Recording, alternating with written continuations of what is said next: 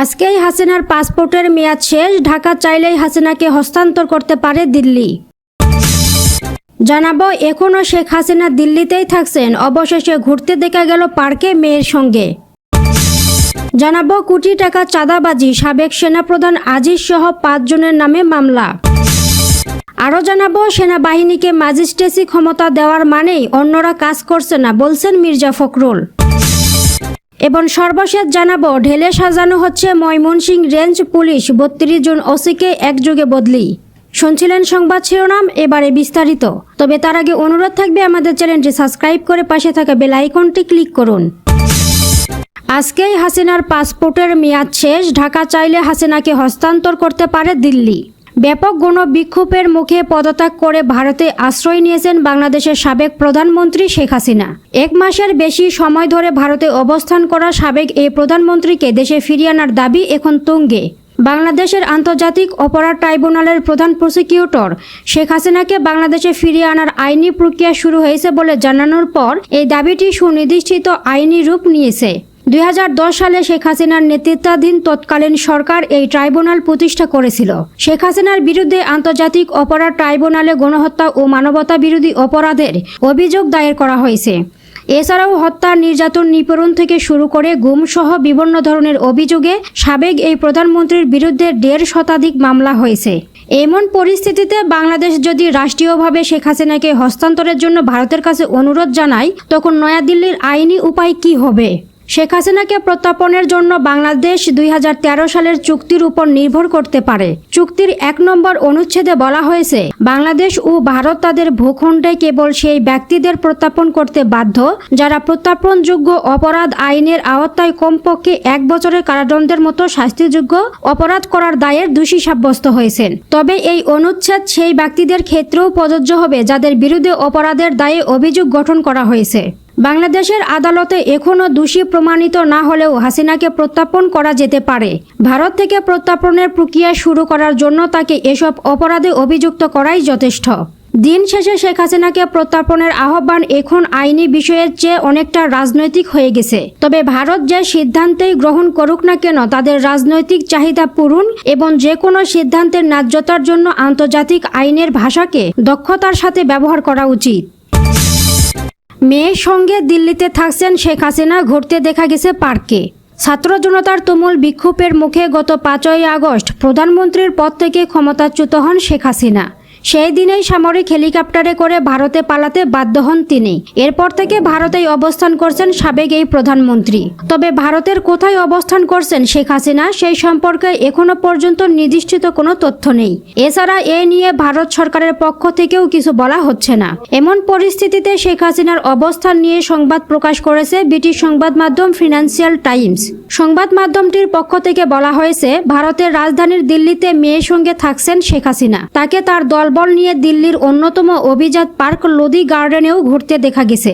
এছাড়া খবর দাবি করা হয়েছে, শেখ হাসিনা ভারতীয় সরকারের একটি সেফ হাউসে রয়েছেন। তিনি তার মেয়ে সাইমা ওয়াজিদের সঙ্গে থাকছেন। এদিকে বাংলাদেশের অন্তর্বর্তীকালীন সরকারের আইন, বিচার ও সংসদ বিষয়ক উপদেষ্টা আসিফ নজরুল ফিনান্সিয়াল টাইমসকে বলেছেন, ভারতের সঙ্গে প্রত্যাপন চুক্তি অনুযায়ী আমরা তাকে বাংলাদেশের কাছে প্রত্যাপনের দাবি জানাতে পারি। আপাতত আমরা আশা করি ভারত তাকে বাংলাদেশের অস্থিতিশীলতা ঘটাতে দেবে না, কারণ তিনি মিথ্যা ও ভুল তথ্য ছড়িয়ে দেওয়ার চেষ্টা করছেন। কোটি টাকা চাঁদা দাবি, সাবেক সেনাপ্রধান আজিজ সহ 5 জনের নামে মামলা। সাবেক সেনাপ্রধান জেনারেল আজিজ আহমেদ, তার ভাই হারিস আহমেদ ও জোসেফ আহমেদ সহ 5 জনের বিরুদ্ধে 100 কোটি টাকা চাঁদা দাবির অভিযোগে নিয়ে ঢাকার আদালতে মামলা দায়ের করা হয়েছে। বৃহস্পতিবার ঢাকার মেট্রোপলিটন ম্যাজিস্ট্রেট আলী হায়দারের আদালতে মামলাটির আবেদন করেন Japan Bangladesh security print and পেপারসের চেয়ারম্যান সেলিম প্রধান। এ সময় আদালত বাদীর জবানবন্দি গ্রহণ করে অভিযোগের বিষয়ে সিআইডিকে তদন্ত করে প্রতিবেদন দাখিলের নির্দেশ দেন। অপর আসামিদের মধ্যে রয়েছেন সাবেক পুলিশ প্রধান বেনজির আহমেদ ও র্যাব 3-এর সাবেক অধিনায়ক সাপিউল্লাহ বুলবুল। দেশ ছাড়ল সাবেক সেনাপ্রধান আজিজের পরিবার, সঙ্গে ছিলেন না তিনি। সাবেক সেনাপ্রধান আজিজ আহমেদের দুর্নীতি অনুসন্ধান চেয়ে রিট মামলার অভিযোগে বলা হয়, 2019 সালের 7 সেপ্টেম্বর অন্যান্য আসামিদের নির্দেশে সাপিউল্লাহ বুলবুল সেলিম প্রধানের গুলশানের বাসায় গিয়ে রেঞ্জ রোভার গাড়ি চাঁদা দাবি করেন। আবারও ওই বছরের 24 সেপ্টেম্বর তার বাসায় গিয়ে 100 কোটি টাকা চাঁদা দাবি করেন আসামিরা। আরও বলা হয় 2019 সালের 30 সেপ্টেম্বর হযরত শাহজালাল আন্তর্জাতিক বিমানবন্দর দিয়ে থাইল্যান্ডে যাচ্ছিলেন। ওই সময় বিমানের ভিতর থেকে তাকে জোরপূর্বক তুলে নিয়ে অপহরণ করা হয়। পরে তাকে র্যাবের এক অফিসে নিয়ে নির্যাতন করা হয়। রেঞ্জ রোভার গাড়ি ও 100 কোটি টাকা চাঁদা না দিলে তাকে মেরে ফেলার হুমকি দেয়। তার সঙ্গে থাকা 10 কোটি টাকার মূল্যবান জিনিসপত্র ছিনিয়ে নেয় বলে বাদী এজাহারে উল্লেখ করেন। সেনাবাহিনীকে ম্যাজিস্ট্রেসি ক্ষমতা দেওয়া মানে অন্যরা কাজ করছে না বলছেন মির্জা ফখরুল। বিএনপির মহাসচিব মির্জা ফখরুল ইসলাম আলমগীর বলেছেন, সেনাবাহিনীকে ম্যাজিস্ট্রেসি ক্ষমতা দেওয়া হয়েছে, এটা ভালো কথা। তার মানে হলো আইন শৃঙ্খলা বজায় রাখতে প্রশাসন ব্যর্থ হয়েছে। সেনাবাহিনীকে ম্যাজিস্ট্রেসি ক্ষমতা দেওয়ার মানে অন্যরা কাজ করছে না। আজ বৃহস্পতিবার বেলা 11টার দিকে ঠাকুরগাঁও প্রেসক্লাবে বৈষম্য বিরোধী ছাত্র আন্দোলনের হতাহতদের সঙ্গে মত বিনিময় ও আর্থিক সহায়তা অনুষ্ঠানে মির্জা ফখরুল এসব কথা বলেন। মির্জা ফখরুল বলেন, আমি মনে করি যেসব এলাকা নিয়ন্ত্রণের বাইরে চলে গেছে সেসব এলাকাতেই সেনাবাহিনীকে ম্যাজিস্ট্রেটের ক্ষমতা দেওয়া দরকার। কিন্তু যেসব এলাকা শান্তিপূর্ণ আছে সেসব এলাকায় রাজনৈতিক নেতাকর্মীরাই বিষয়গুলোকে নিয়ন্ত্রণ করছেন। সেখানে সেনাবাহিনীকে ম্যাজিস্ট্রেসি ক্ষমতা দিয়ে নতুন সমস্যা তৈরি করা বুদ্ধিমানের কাজ হবে না। আমি অন্তর্বর্তী সরকারকে অনুরোধ করব তারা বিষয়টি পূর্ণ বিবেচনা করবে। কখনোই এমন কোনো ব্যবস্থা নেবে না যা সামগ্রিকভাবে তাদের জন্য বুমেরাং হবে, দেশের মানুষের জন্য বুমেরাং হবে। বিএনপির মহাসচিব বলেন, আমরা আশাবাদী অন্তর্বর্তী সরকার সব জঞ্জাল দূর করে দেশে এমন একটা পরিবেশ সৃষ্টি করবে সেখানে সুষ্ঠু উপায়ে একটা গ্রহণযোগ্য নির্বাচন হবে। সেই নির্বাচনে জনগণের পার্লামেন্ট তৈরি হবে।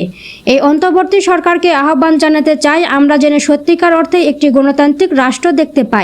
গণতান্ত্রিক মানে নির্বাচিত সরকার দেখতে চাই, পার্লামেন্ট দেখতে চাই।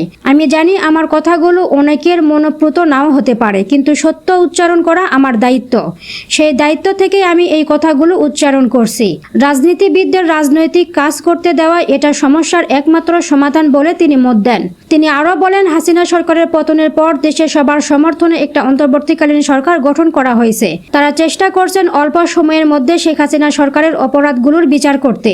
এই অপরাধের মূল হোতা শেখ হাসিনা। ছাত্র জনতার আন্দোলনের কয়েকদিনে তো গেছেই, তারও আগে 2012 সাল থেকে শুরু হয়েছিল এই অত্যাচার। বিএনপির 700-রও বেশি মানুষকে গুম করে আয়নাঘরে নিয়ে গেছে। হাজার হাজার নেতাকর্মীকে হত্যা করা হয়েছে। সাধারণ মানুষ, কৃষক যারা কোনোদিন আদালতের প্রাঙ্গণ পর্যন্ত দেখেননি তাদের নিয়মিত আদালতে যেতে হয়েছে। গত 10 থেকে 12 বছরে আদালতে যেতে যেতে তারা নিঃস্ব হয়ে গেছেন। ঢেলে সাজানো হচ্ছে ময়মনসিংহ রেঞ্জ পুলিশ, 32 জন ওসিকে একযোগে বদলি। দেশের পরবর্তী প্রেক্ষাপটে পুলিশকে সেবামুখী করতে ময়মনসিংহ রেঞ্জ ঢেলে সাজাতে একযোগে কাজ শুরু করেছেন নবনিযুক্ত ডিআইজি মোহাম্মদ আশরাফুর রহমান। ইতিমধ্যে এই জনবান্ধব কর্মপরিকল্পনার অংশ হিসেবে ময়মনসিংহ রেঞ্জ পুলিশের 32 জন ওসিকে একযোগে বদলির আদেশ দেওয়া হয়েছে। বৃহস্পতিবার বিকেলে 2:45টায় ঢাকার পোস্টে ময়মনসিংহ রেঞ্জের ডিআইজি ডক্টর মোহাম্মদ আশরাফুর রহমান এই তথ্য নিশ্চিত করেছেন। এর আগে বুধবার বিকেলে অতিরিক্ত আইজি আবু হাসান মোহাম্মদ তারিক স্বাক্ষরিত এক চিঠিতে এই বদলির আদেশ দেওয়া হয়।